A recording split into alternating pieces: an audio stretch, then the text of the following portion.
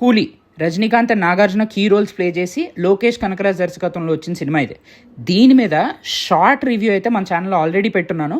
ఇది మన full length review. First అయితే పాజిటివ్స్ గురించి మాట్లాడేసుకుందాం, ఆ తర్వాత నెగిటివ్స్ గురించి మాట్లాడదాం. అండ్ అక్కడక్కడ స్పాయిలర్స్ ఉంటాయి, నేను అక్కడ మెన్షన్ చేస్తాను స్పాయిలర్ అని. పాజిటివ్స్ వచ్చేసరికి అనిరుద్ధ్ అండ్ రజనీకాంత్ వీళ్ళిద్దరూ కలిసి చేసిన సినిమాల్లో అనిరుద్ధ్ రజనీకాంత్కి ఇచ్చిన హైప్ నెక్స్ట్ లెవెల్ భయ. Rajinikanth on screen presence as always extraordinary ఉంది. ఆయన కొన్ని ఎమోషనల్ సీన్స్ లో కూడా భలే చేశారు.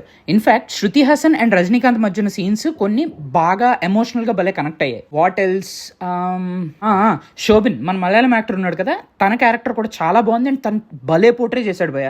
నిజంగా తన క్యారెక్టర్ సినిమాకి లైఫ్ తెచ్చిందనే చెప్పుకోవాలి. ఇంకా production values, because it's Rajinikanth film, obviously production values బాగుంటాయి, అదంతా perfectly fine. Now coming to the pain points of the movie, editing pattern. Somehow Lokesh Kanagaraj సినిమాల్లో నేను ఇది ఎక్స్పెక్ట్ చేయలేదు భయ్య. అంటే ఏంటంటే కట్ చేస్తే సాంగ్ వస్తుంది, ఆ సాంగ్లో పాట అయిపోయిన తర్వాత మళ్ళీ ఆ ఎవరెవరైతే ఉన్నారో వాళ్ళందరూ డిస్పర్స్ అయిపోతారు. This is not something that we expect from a very good director like Lokesh Kanagaraj. కానీ ఈ సినిమాలో అది జరిగింది.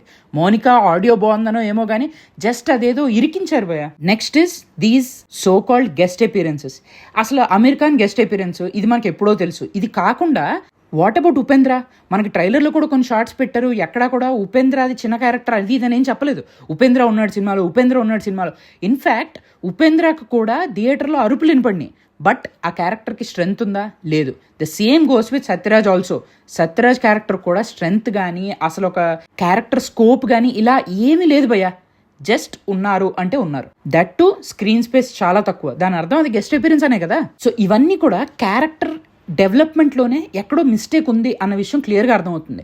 సత్యరాజ్ గారికి 3 కూతుర్లు సినిమాలో, 3లో శృతి హాసన్ పెద్దది. ఇదేం పెద్ద స్పాయిలర్ కాదు, నాకు తెలిసి చాలా మందికి ఈ పాటికే తెలిసి ఉంటుంది. కానీ నాకు అర్థం కాని విషయం ఏంటంటే మిగతా ఇద్దరు ఎందుకు? వాళ్ళ క్యారెక్టర్కి ఏమైనా స్కోప్ ఉందా?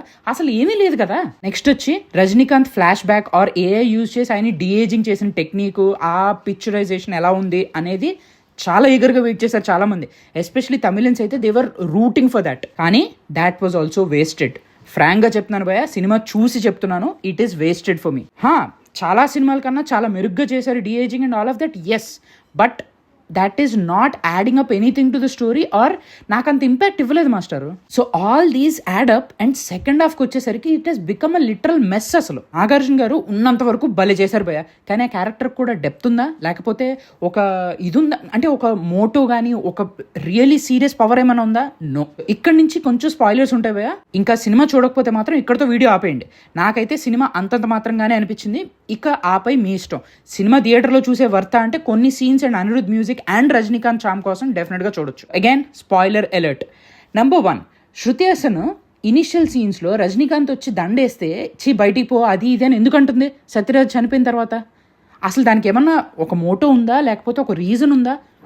No one knows. సినిమా అంతా చూశాను నేను, నాకు తెలీదు. నెంబర్ 2, నాగార్జున ఇంటర్నేషనల్ డాన్స్తో వీళ్ళందరితో పనిచేస్తాడు, బట్ అతని టీంలో 8 ఏళ్ల నుంచి ఉన్న ఒక స్పైని పట్టుకోలేకపోయాడా?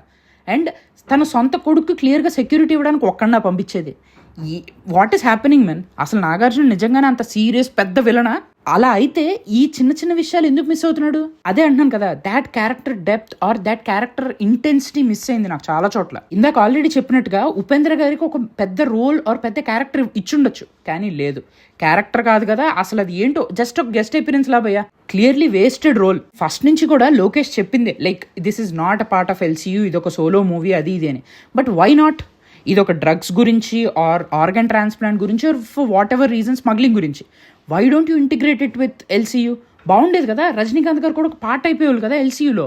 నేనైతే అది ఎక్స్పెక్ట్ చేశాను, it would have been extraordinary. కానీ లేదు, ఇట్ ఈస్ నాట్ దేర్. సర్లేండి, ఇది రివ్యూ మానేసి ర్యాంట్ అయిపోయేలా ఉంది. ఇప్పటికే లాంగ్ అయిపోయింది. That's it for the review guys. Do like, share and subscribe to మన ప్యాషన్.